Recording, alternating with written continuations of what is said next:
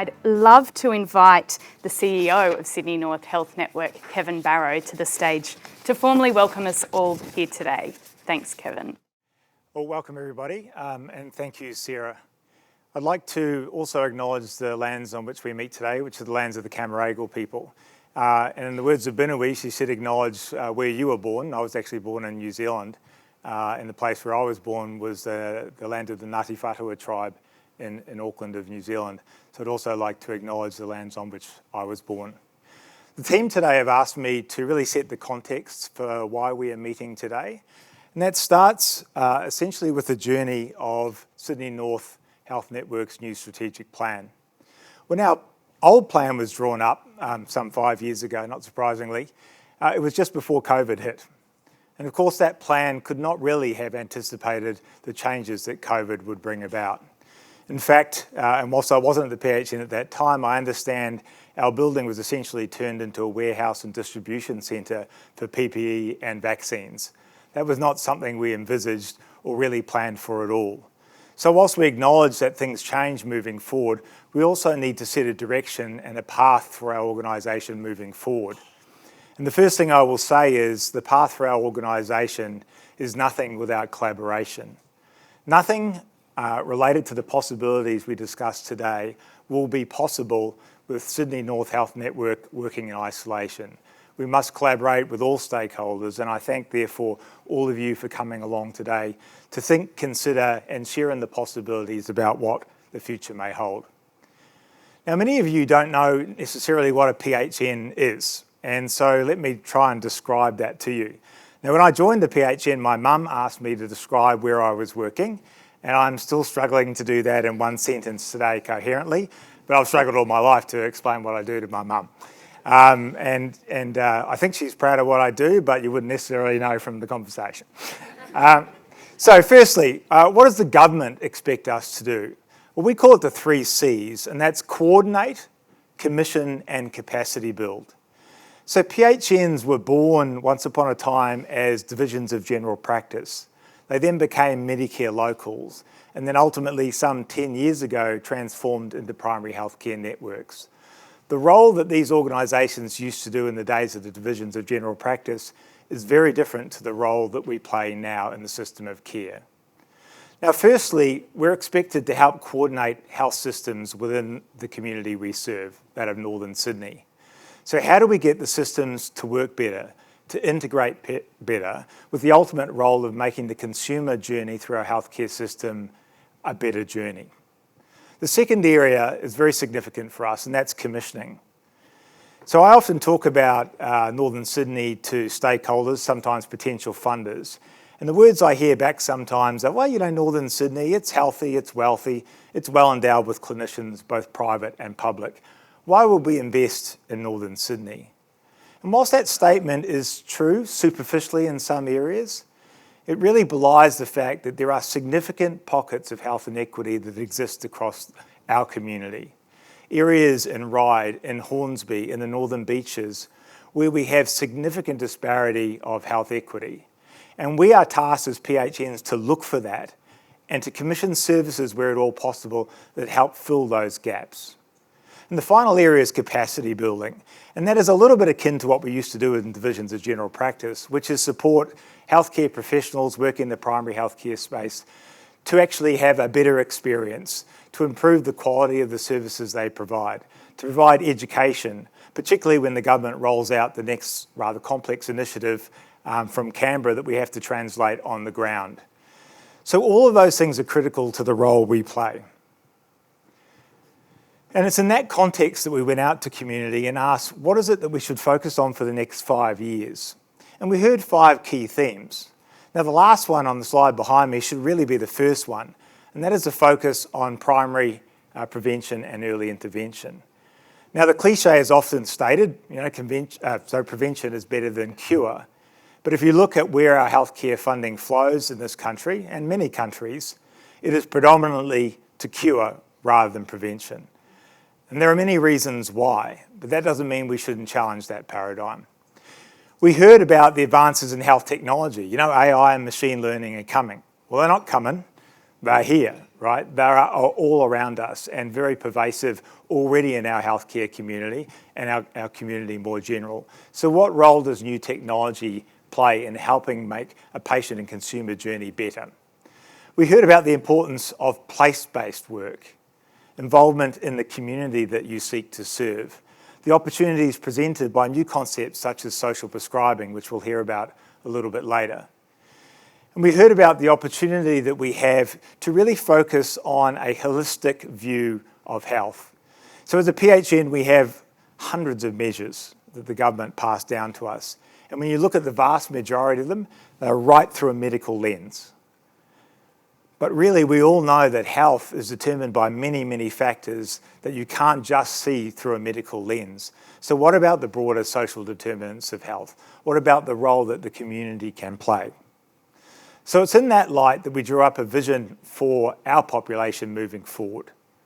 And that is a community that start their life's journey well, that remains well connected to themselves, their own community, and to the healthcare providers that support them throughout that journey.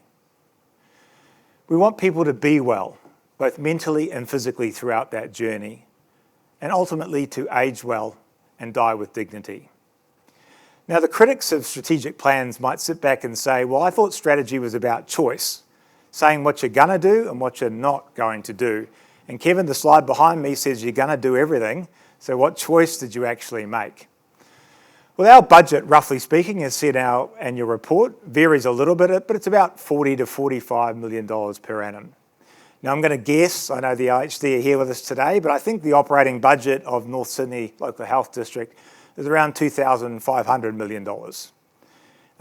And they use that to operate, obviously, a very complex healthcare system.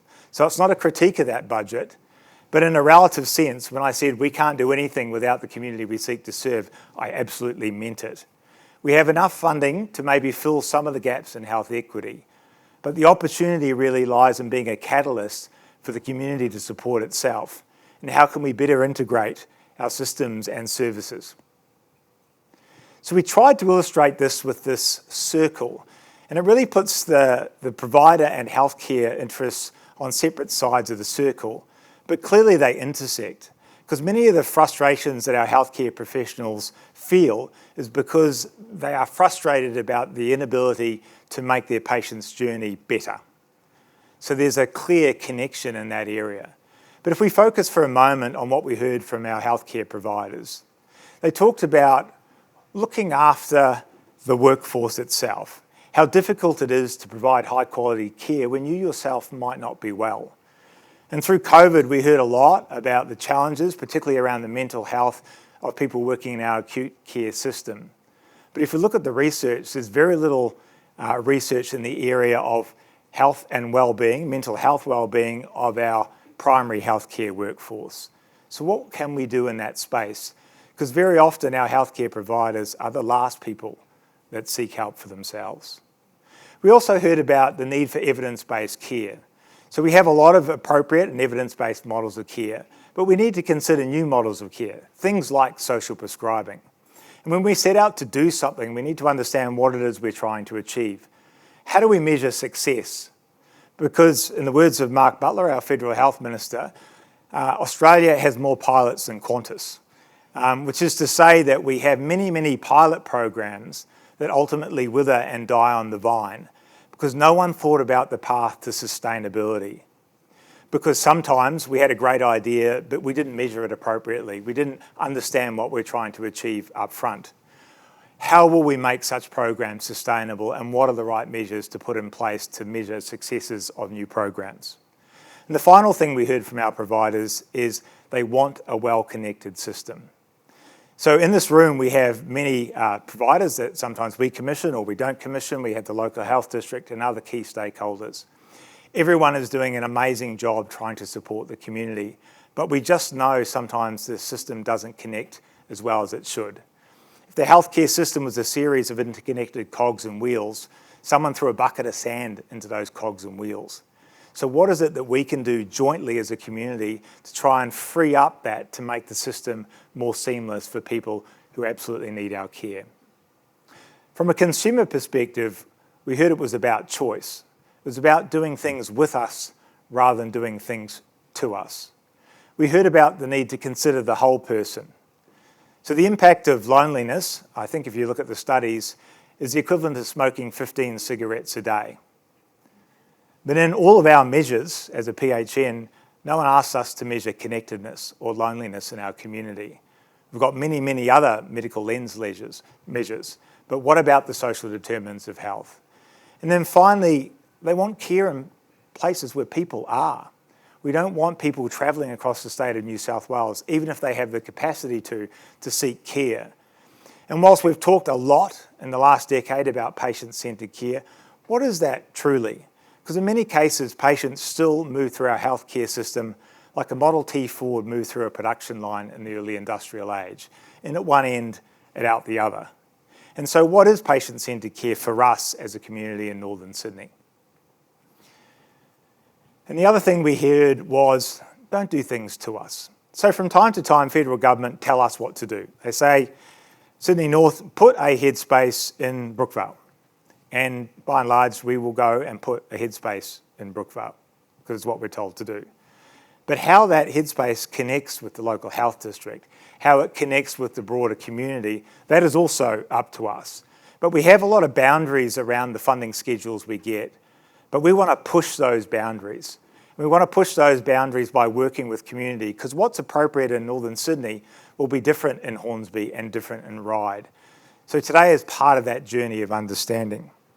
And this is the last slide, and it's not a slide because I always wanted to be a marine biologist, even though I always did. And Mum always said, why didn't you just be a marine biologist? Because I couldn't find a job. But it's a beautiful coral reef. And it's a delicate and beautiful ecosystem. And from time to time, man stuffs it up, as evidenced by the tanker putting a big crack in that reef. But we have the technology these days to lay down an artificial lattice in the hole in that reef. And eventually, over time, coral polyps will form and gradually build a reef community that will support shelter, it will support food for that community. Albeit I know it's still a slightly dangerous place because sharks are swimming around and so on. But it will be appropriate for the community that is in that ecosystem. Now that reef is going to look really different 100 kilometres up the road, or up the reef I should say, or 100 kilometres down the coastline, because there's different salinity, there's different sunlight, there's different depth. But what will be built there will be appropriate for the community it seeks to serve. And that's what we hope to do today. So we're about possibility today. We're not about solutions that will come. You will see a QR code in front of you, and at any stage throughout the day, early or late, you go, actually, I'd like to be part of this journey. Then scan the QR code, give us your details, and we'll be in touch. Because today we're going to hear a lot of ideas about what could be possible moving forward, but we'd like to involve our whole community moving forward. Now, there are also a lot of healthcare providers who wrote to us today and said, you know what, I'd love to come, but like I'm in clinic and I can't come. So we're going to hold separate educational events, particularly for general practice and other healthcare professionals who can't be here today, because we don't want people not understanding what we're trying to achieve. So it is a journey. The destination is not clear. That makes us all at the PHN feel a little bit nervous because uncertainty is sometimes not a good thing. But the opportunity today is to hear from each other, to hear from our speakers and understand what is possible. And we'd love you to sign up with us for that journey. So thank you for your time. Enjoy the day and look forward to catching up over the break. Thank you.